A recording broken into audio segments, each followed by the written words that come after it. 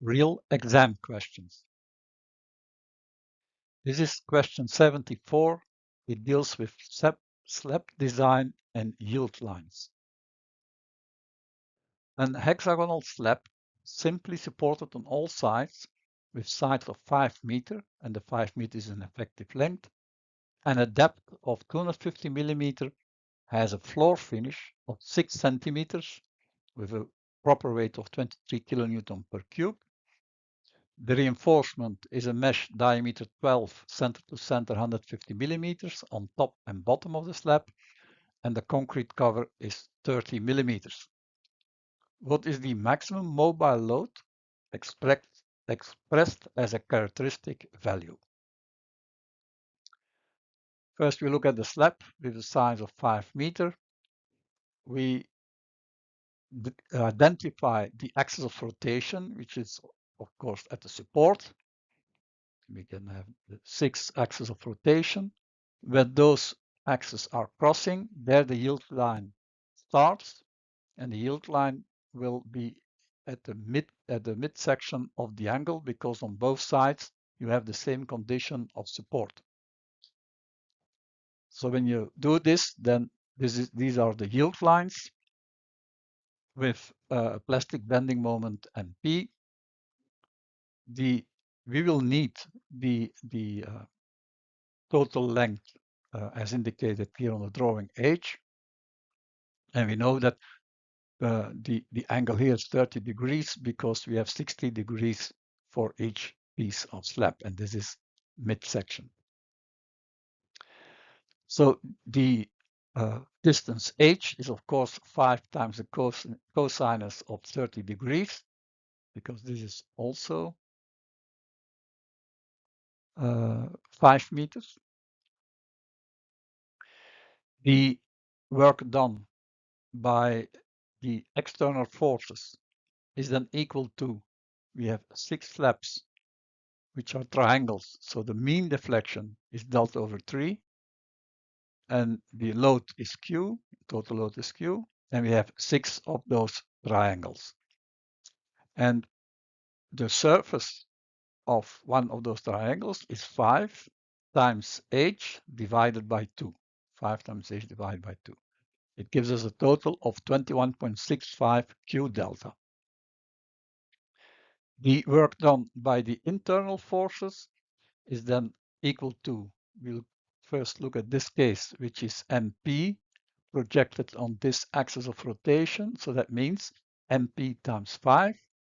And the angle of rotation is H, it's delta divided by H. So, and we got this 6 times. For each axis of rotation, we can do it. Then you have 6 times. So D is a total of 6.928 MP delta. E must be equal to D, and we can solve for the plastic bending moment MP, which is 3.125 times Q in kilonewton meter per meter. We will now look at the resistance of the slab with the reinforcement. The reinforcement in the first layer, the effective depth, is then given by the total depth minus the concrete cover minus the point of gravity. It gives you 240 millimeters. In the second layer, it will be 202 millimeters. So the mean effective depth is equal to 208 millimeters. The total amount of reinforcement is a diameter 12, center to center 150, gives you 754 square millimeter per meter. We know now that the plastic bending moment, by definition, and the resistance of the bending moment, the resisting bending moment is by definition 0.9 times the lever arm times the reinforcement times the yield strength of the steel, of the reinforcement. But we have to add 10% because we are working in an upper bound calculation method. So we divide the reinforcement which is there by 0.1, by 1.1. We can calculate now this plastic bending moment, and it is equal to 55.82 kilonewton meter per meter. So this is on the resisting side. We found that the bending moment on the due to the load is equal to this, and on the resisting side, that's the maximum that we can take.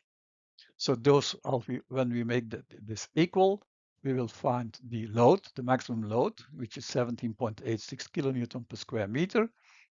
And this load is, of course, a part is permanent load times 1.35, and another part is mobile load. The permanent load is, of course, the proper weight of the slab, which is 0.5 times 25, plus the floor finish. And it gives you 7.63 kilonewton per square meter, or Q is then equal to 10.3 plus 1.5, the mobile load, characteristic value of the mobile load. Combining those two gives you the value of the characteristic value of the mobile load, which is 5 kilonewton per square meter.